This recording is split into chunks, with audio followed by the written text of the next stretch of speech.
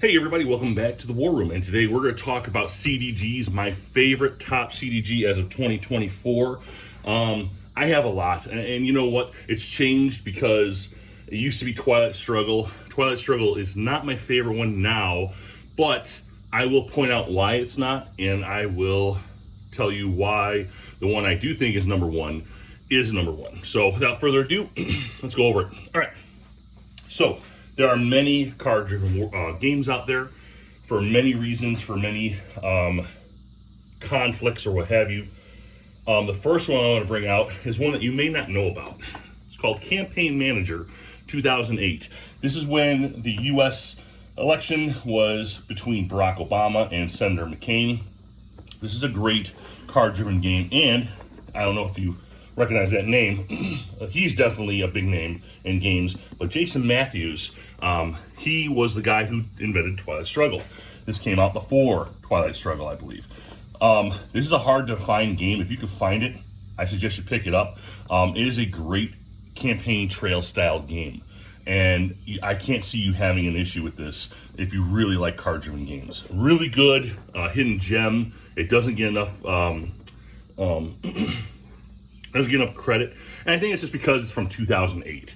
So I think people look at it and be like, oh, you know, whatever, you know, it's an old game, which it is, but it's a phenomenal game. Campaign Manager 2008. Excuse me. My next game up the list, Labyrinth.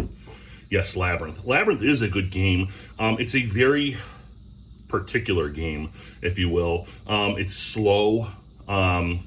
It's not, how do I put this? It plays like Twilight Struggle, but it's not Twilight Struggle. It comes with a solo bot, which is nice because I can play this. There's also a digital game on Steam if you want to get it and play without having to set up the whole board. Labyrinth is a great America versus Afghanistan during the war, fighting terrorism. The Americans, they're very slow, methodical in their movement, whereas the jihadists, they're called, they move all over the map.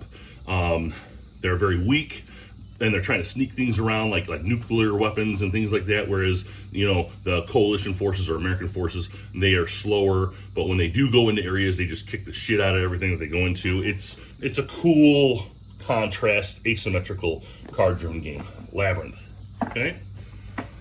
Oh, and also about Labyrinth too, it's one of those games where both sides play very differently. So if you're not used to playing one side versus the other, then, you know, you might have issues trying to play those games.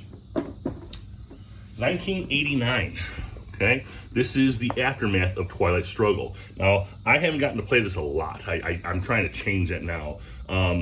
This is a great game that talks about what happened after the Cold War. So after you play Twilight Struggle, this is literally the game that happens after, okay?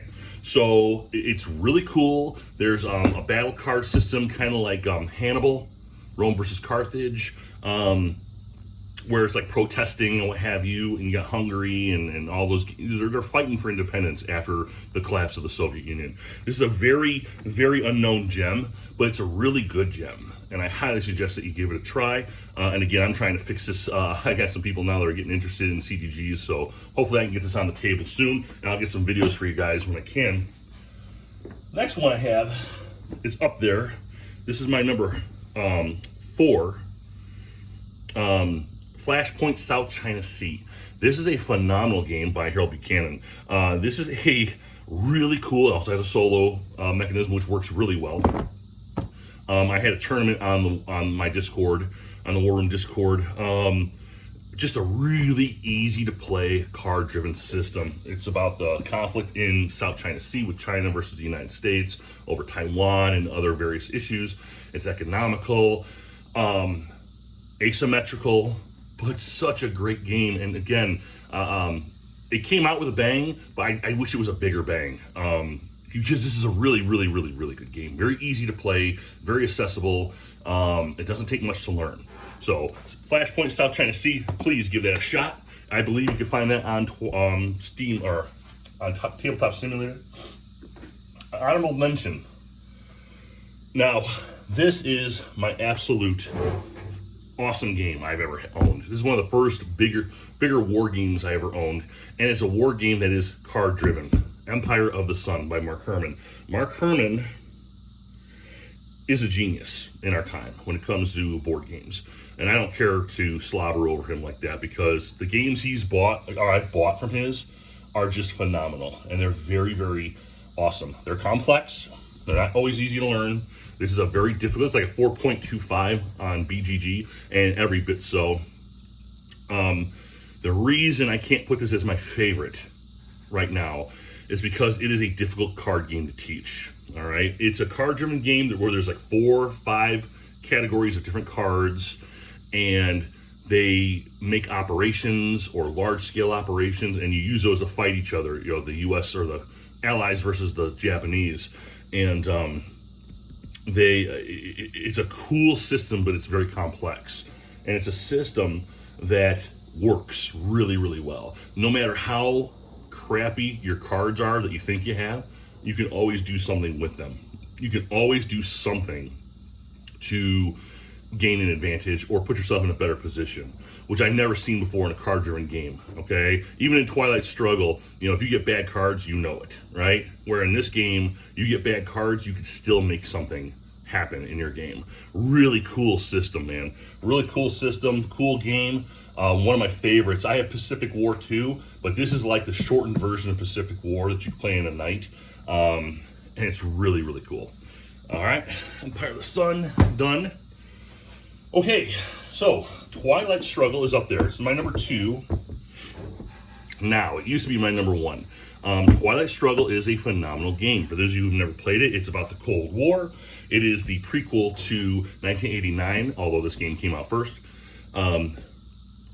Basically, U.S. versus the Soviet Union. One player is going to play U.S., the other player plays as Russia. And your cards are going to be used to attack each other, or in some cases hurt you, because you're playing one of the Russia's cards, but you can mitigate and minimize those damages, all right? It's a really cool, heavy strategy thinking game. The problem is, and this is why I can't make it number 1, is that this is a difficult game to teach. This is not it's not even a difficult game to teach. The rules are actually it's not a big rule book. The thing is that you need to understand the cards to play it, okay? Like, for example, chess is an easy game to teach. So is Twilight Struggle. Chess is a difficult game to master and strategize with. So is Twilight Struggle. The difference between the two is that the pieces for Twilight Struggle are not pawns or knights, it is the cards. That's the difference. So in chess, you have pawns, knights, rooks, bishops. You learn those pieces, and once you learn them, that's it. You can play a game of chess anytime you want to. You may not be good at it, but you can play it anytime you want to. In Twilight Struggle, every single piece is different. This is a pawn, this is a knight, this is a house, this is a hotel, this is a rook, this is a whatever, blah, blah, blah, blah, you know, whatever. Everything is different. So you have to have an understanding of this game in order to get good. And this makes this a very slow game for people to get into. All right, so unless you have a hardcore friend that loves this kind of stuff, you may not have a lot of people turning to this game first. And so it makes it difficult, right? It's just what it is. There is a digital version on Steam, which you can play other people on, which is fun to do. But I like to be the person that plays in real life. So finding people to play this game is just really difficult. That's basically all it is. So Twilight Struggle. Oh, and 1989 is a lot easier to teach because it's got the same mechanics, but there's less of them, and the cards are pretty simple. Versus this one here, every card's interconnected in some way, and if you don't have an understanding of the cards, you're just shitting all over yourself, basically. All right, and finally, what is my most favorite card-driven game? Well, let me show you.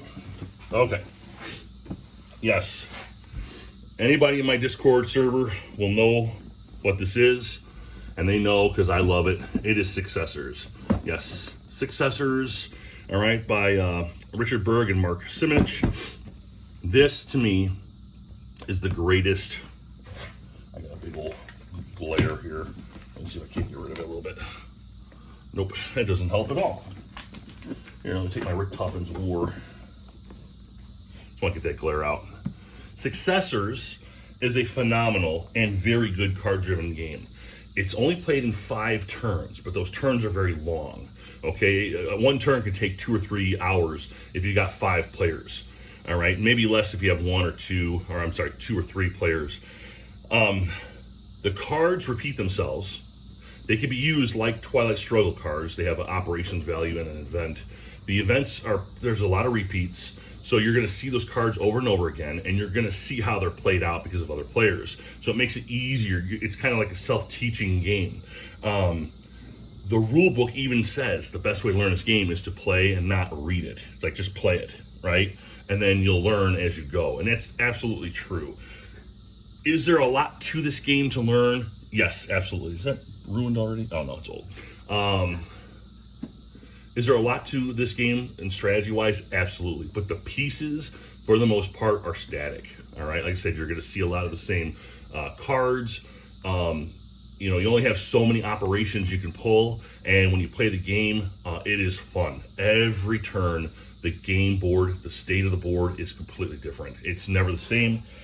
So there's no boring anything. It's a king of the hill type game, which means that somebody will be the king of the hill and everybody's trying to knock them down. And the arguments that ensue, because people don't seem to understand that, it's hilarious. It is a very backstabby game, which, I mean, if you want to burn inside your head, this is one of those games that'll do that. But I love that. I do love that. As much as I hate it, I do love it. So to me, Successors, this is the game for me. I think it's the best card-driven game that you'll play. If you like Alexander the Great and Macedonian stuff, this is your game. One other honorable mention was Hannibal, Rome versus Carthage. I didn't put it on this list because it's kind of a game in its twilight, or not, you know, it's kind of like going into its own like cocoon and dying off. Still a great game, but people don't talk about it as much anymore, so I didn't bring it up at all. But that's it. Those are my games. You got yourself Successors, Twilight Struggle, 1989. Again, another game that I wish people would play more of. It's actually pretty decent. Empire of the Sun, Flashpoint, South China Sea. To cover that, this is a phenomenal game. By the way, very easy to learn. Labyrinth, if you like more of that in-depth strategy. And again, the little gem, Campaign Manager 2008. Really, really good games, guys. And when you start looking into CGGs like this, you're gonna start seeing a lot of the same names, like Mark Herman and Jason Matthews and what have you, because it's kind of like their thing. So, all right, guys, I'll talk to you later. Have a good one.